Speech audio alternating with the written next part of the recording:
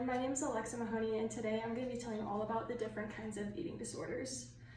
Eating disorders are very common, especially in adolescents and young adults, but they are much more prevalent in females than males. Eating disorders are so detrimental because they severely affect mental and physical health. Eating disorders are a type of mental illness. Eating disorders are a type of mental illness and they can lead to other mental health and illnesses such as anxiety and depression. Malnutrition and other physical health problems can also come along with having an eating disorder.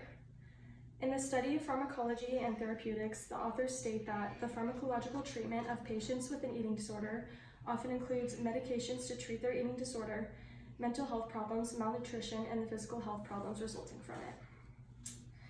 Today I'll be informing you about the different kinds of eating disorders, the signs of all the different kinds of eating disorders, what causes them, and how they affect mental health and other struggles. The most well-known eating disorder is anorexia nervosa, and it appears much more in women than men. Anorexia is usually caused by a distorted perception of what the body should look like, the beauty standard, and constantly comparing to other people. When people have anorexia, they severely restrict their diets, nearly starving themselves in order to lose weight. And it can cause people to perceive themselves as fat even when they're actually severely underweight.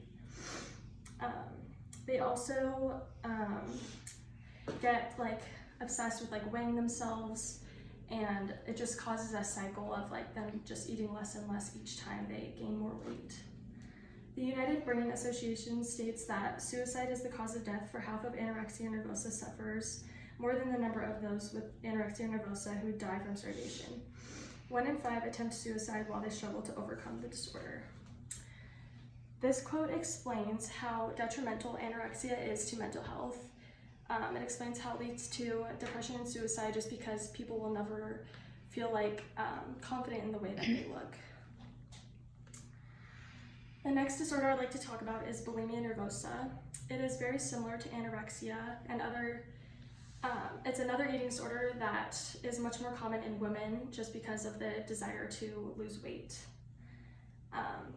Bulimia is caused by binge eating mass amounts of food and then purging or self-induced vomiting afterwards because they feel that they have ate too much.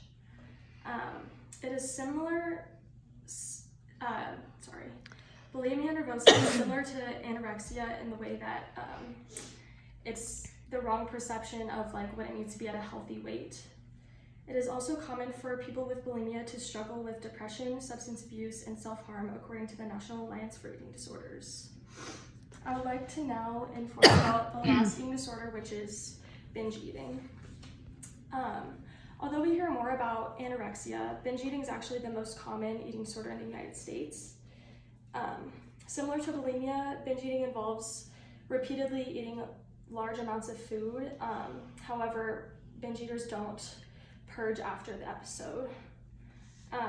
They often overeat even when they're not even hungry, and people explain that when they are going through an episode, they feel extremely guilty, embarrassed, and just out of control with themselves. People with binge eating disorders also experience high levels of impulsivity even when they are not eating or when they're not going through an episode. They're also more prone to mood and anxiety disorders. Although many people with binge eating disorder are overweight or obese, this is not always the case. According to the International Journal of Obesity, binge eating disorder seems to be highly prevalent among subjects seeking weight loss treatment. Although I've already talked about how eating disorders affect mental health, I would like to go more in depth on that subject. When someone has an eating disorder, they are not getting the proper amount of nutrients in their bodies, so their brains aren't getting the proper amount of nutrients to function properly. Eating disorders are most likely to develop in the adolescent stage, which is where the brain is still developing. So when younger people have an eating disorder, it actually can stunt their brain growth. Eating disorders often result in other mental or substance abuse disorders. This is called dual diagnosis, which means someone has more than one disorder at the same time. And oftentimes this means that they're only getting treated for one disorder, or they may not know that they have another one. So this just kind of worsens it, and it can cause them to relapse back into their old habits of like the eating disorder or their other mental health issues. Depression, anxiety, substance abuse, OCD, and self-harm are all very common in people with eating disorders. In the past few minutes, I have explained what eating disorders are, the 3 most common eating disorders, and how people are mentally affected by them. I hope that you now know how common eating disorders are and what the signs are, so that if you know somebody going through any of these signs or symptoms, they can get the help that they need. I also hope this helps you understand how serious eating disorders are and how difficult they are to deal with. It is extremely important to be aware of these disorders because the signs often go unnoticed. Thank you for listening to me today.